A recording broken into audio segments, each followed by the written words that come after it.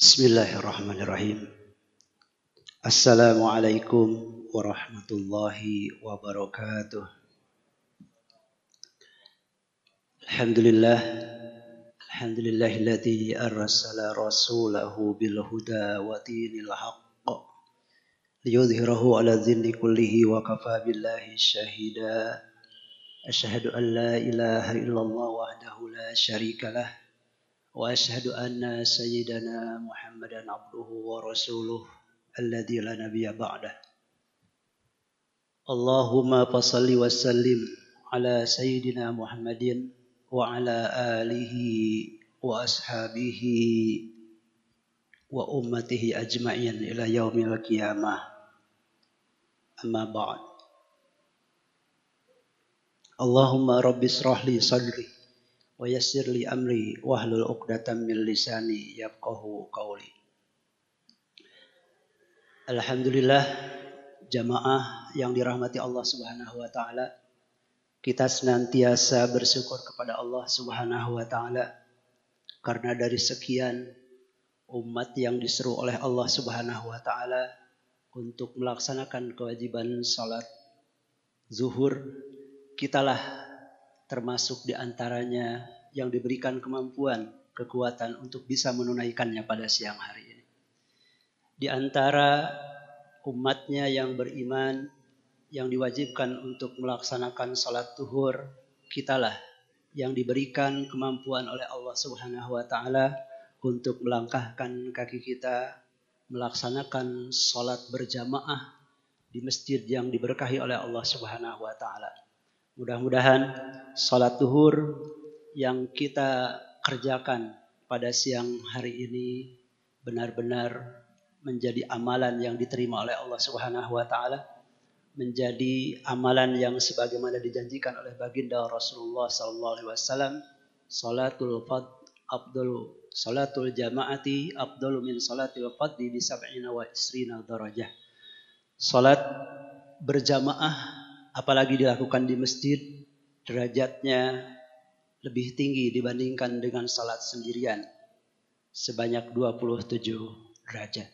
Salat dan salam semoga senantiasa dilimpah curahkan kepada baginda Habibana wa Nabiyana Muhammad sallallahu alaihi wasallam, keluarganya, sahabatnya, tabi'in, dan umatnya. Mudah-mudahan kita semuanya mendapatkan syafaatul uzma dari baginda Rasulullah sallallahu alaihi wasallam. Hadirin yang dirahmati oleh Allah Subhanahu wa taala, Syekh Muhammad Fatih Usmani dalam kitabnya yang berjudul Al-Madkhal ila Tarikh Islami halaman 232, beliau menyampaikan seperti berikut. Lakinnil ummatal arabiyyata bi dzurufihal jughrafiyyata wal istimaiyah wal iktisadiyati was siyasiyah. Sungguh bangsa Arab dengan wadahnya, dengan kondisinya, baik itu secara geografis, secara sistem sosial, ekonomi maupun secara sistem politik dan pemikiran, kanat khairu bi'atin tahtadonul Islam, menjadi wilayah yang paling baik, menjadi lingkungan yang paling baik di mana Allah Subhanahu wa taala turunkan Al-Qur'an, turunkan Al-Islam. Ini memperkuat apa yang disampaikan oleh Allah Subhanahu wa taala. Allahu a'lamu yaj'alu risalatah. Hanya Allah lah yang lebih tahu di mana tempat terbaik untuk menurunkan risalahnya. Hadirin yang dirahmati oleh Allah Subhanahu wa taala, dalam lintasan sejarah kita memahami, kita mendapatkan informasi bahwa masyarakat sebelum datangnya Rasulullah sallallahu alaihi wasallam mereka dijuluki dengan masyarakat jahiliyah. Kejahilian bukan berarti mereka itu nihil pengetahuan. Bukan berarti mereka tidak memiliki sama sekali pengetahuan. Melainkan karena sikap mereka yang buruk. Kebodohan tersebut diantaranya adalah mereka suka membunuh dan mengubur hidup-hidup anak kecil perempuan. Merendahkan derajat kaum wanita dan berbagai keburukan-keburukan yang lainnya. Namun meski demikian, kejahilian bangsa Arab saat itu tidak berlaku untuk tata kebahasaan mereka. Bangsa Arab adalah bangsa yang kaya akan syair-syair, balaghah yang tinggi, penyampaian penuturan dengan kata-kata yang indah. Maka pada saat itulah Islam kemudian datang, dibawa oleh Nabi Shallallahu Alaihi Wasallam dengan membawa Al-Quran sebagai antitesisnya. Maka tepat sekali Allah Subhanahu Wa Taala menurunkan Islam yang dibawa oleh baginda Rasulullah Sallallahu Alaihi Wasallam ke dataran bangsa yang notabene maju dalam hal kebahasaannya. Kita ketahui bahwa Al-Quran juga ini merupakan mukjizat. Allah Subhanahu Wa Taala menurunkan mukjizat dari zaman dulu para nabi-nabi sebelum Muhammad juga diberikan sesuai dengan kondisi saat itu. Allah menurunkan tongkat bisa menjadi ular. Allah menurunkan tongkat bisa dipukulkan kemudian memancarkan air ataupun juga membelah lautan. Itu diturunkan di zamannya Nabi Musa, di zamannya Fir'aun yang pada saat itu mereka agung-agungkan kedudukan sihir di tengah-tengah masyarakat. Pun begitu pun dengan Nabi Isa alaihi salam ketika sedang maju-majunya kedokteran, maka di situ Allah pun juga memberikan mukjizat kepada Nabi Musa yang mirip dengan seperti itu. Nabi Musa bisa menyembuhkan orang yang sakit mata, orang yang sakit kulit, dan bahkan menghidupkan orang yang sudah mati.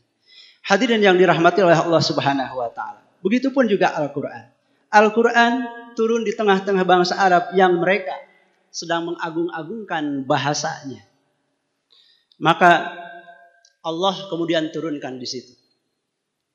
Namun seperti biasa, sekalipun mereka memahami bahasa Arab, sekalipun mereka itu adalah pandai dalam bahasa Arab, dan Al-Quran kemudian diturunkan dalam bahasa Arab, ternyata tidak serta-merta mereka mau menerima Al-Quran yang diturunkan oleh Allah Subhanahu Wa Taala.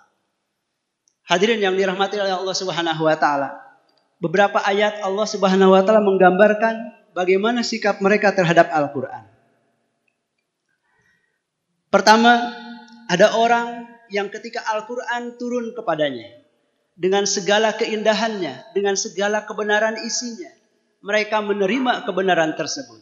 Mereka tidak ragu-ragu lagi. Mereka tidak ragu-ragu lagi untuk menerima kebenarannya apapun yang disampaikan.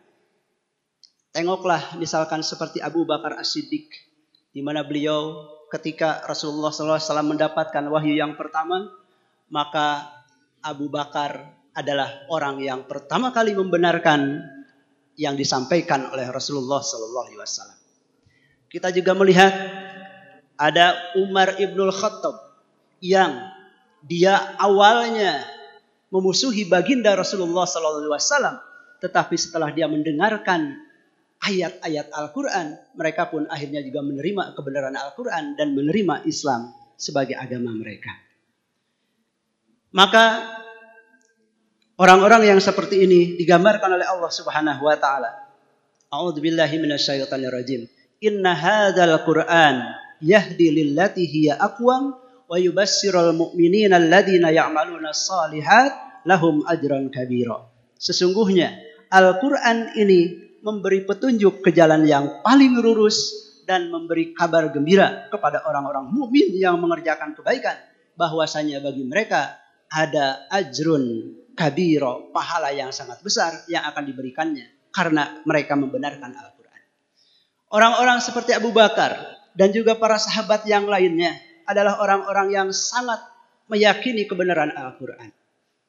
Mengapa mereka demikian? Karena mereka meyakini orang yang membawanya adalah Muhammad Rasulullah Sallallahu Alaihi Wasallam yang mereka hidup mengetahui pribadinya dari kecil, terkenal dengan sebutan Al-Amin, terkenal bahwa Rasulullah Sallallahu Alaihi Wasallam semenjak kecil sebelum diangkat menjadi Rasul, mereka tidak pernah mengatakan perkataan-perkataan yang dusta.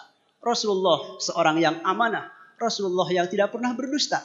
Maka ketika ayat Al-Quran turun, sekalipun kadang-kadang ayat Al-Quran itu di luar jangkauan akalnya, tapi mereka mengetahui siapa yang membawanya, orang yang benar, orang yang tidak pernah berdusta, maka apapun yang disampaikannya, mereka meyakini bahwa itu adalah kebenaran.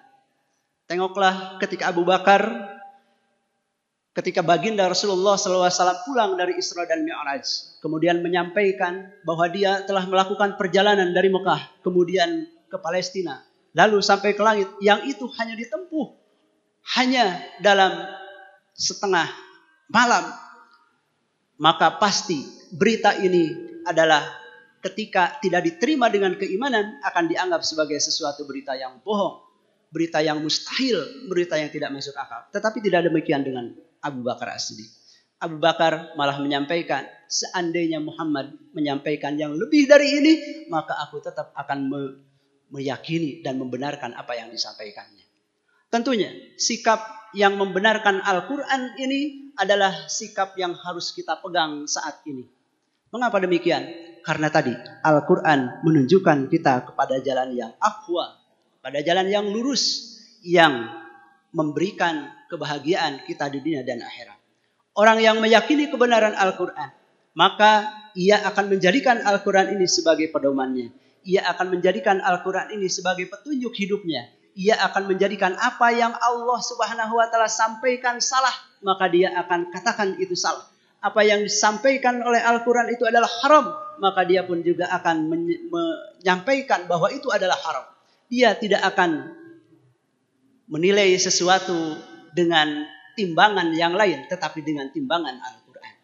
Al-Quran sesungguhnya yang dibawa oleh baginda Rasulullah SAW merupakan solusi bagi kehidupan umat manusia. Apapun permasalahan manusia, maka ketika kita kembali kepada Al-Quran, menggali Al-Quran, maka kita akan menemukan solusinya di dalam Al-Quran tersebut. Yang kedua, hadirin rahimakumullah, ada orang atau kelompok yang jelas-jelas menolak kebenaran Al-Quran. Dikisahkan bahwa ada seorang namanya Walid bin Al-Mughirah. Dia merupakan ayah daripada Khalid bin Walid. Dia adalah seorang pakar bahasa Arab saat itu. Dia orang yang sangat memahami seluk-beluk bahasa Arab. Dia sangat memahami bagaimana keindahan bahasa Arab. Tetapi ketika Al-Quran datang, dia pun juga mengakui itu. Tetapi dia tidak mau menerima kebenaran yang disampaikan di dalam Al-Quran. Mereka, Al-Walid bahkan mengatakan bahwa apa yang disampaikan oleh Muhammad itu adalah sihir. Mereka mengatakan bahwa apa yang disampaikan Muhammad itu adalah perkataan yang bohong. Seperti itu. Menolak kebenaran Al-Quran. Allah Subhanahu wa Ta'ala menggambarkan orang yang seperti ini. A'udzubillahi minasyaitonirrajim. Wa man a'rada an zikri fa inna lahu ma'isatan dhanka wa nahsuruhu yaumal qiyamati a'ma. Barang siapa, wa man a'rada an zikri, barang siapa yang berpaling dari peringatanku, yang dimaksud adalah Al-Quran, fa inna lahu ma'isatan dhanka, maka ia akan mendapatkan kehidupan yang sempit, wa nahsuruhu yaumal qiyamati a'ma, dan ia akan dikumpulkan kelak di yaumil akhirat dalam keadaan buta. Kehidupan yang sempit akibat apa? Akibat tidak mau menjadikan Al-Quran sebagai pedoman. Akibat tidak mau menjadikan Al-Quran sebagai solusi dalam kehidupannya. Sehingga tidak ada solusi yang terbaik kecuali solusi yang diberikan oleh Al-Quran. Sehingga ketika orang yang tidak mau menjadikan Al-Quran sebagai pedomannya, tentu akan mendapatkan kesesatan dan kehinaan di dunia dan di akhirat. Ma'asyiral muslimin rahimakumullah. Ada juga di antara mereka, dia meyakini kebenaran, tetapi dia tidak mau melaksanakan kebenaran yang ada atau tidak mau menerima kebenaran itu. Dikisahkan ada 3 orang kaum elit Quraisy pada saat itu. Ada Abu Jahal, kemudian ada Abu Sufyan, dan kemudian ada Ahnas. Ketiga orang ini sama-sama mereka adalah orang-orang yang memahami bahasa Arab.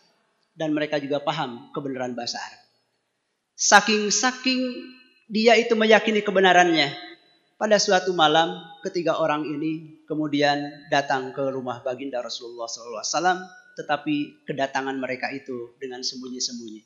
Mereka tidak mau kedatangannya diketahui. Satu orang datang di sudut rumah Rasulullah, satu lagi di sudut yang lain, dan satu lagi di sudut yang lain. Mereka datang ke sana hanya untuk mendengarkan lantunan ayat-ayat Al-Quran yang dibacakan oleh baginda Rasulullah SAW. Mereka sangat tertarik. Mereka tertarik dengan keindahan yang disampaikan oleh Al-Quran, sehingga melakukan seperti itu. Semalaman mereka berada di luar mendengarkan. Ketika fajar sudah muncul pun mereka kemudian kembali dan berpapasan di jalan. Saling tuduh menuduh, sudah dari mana, sudah dari mana. Mereka ternyata melakukan perbuatan yang sama.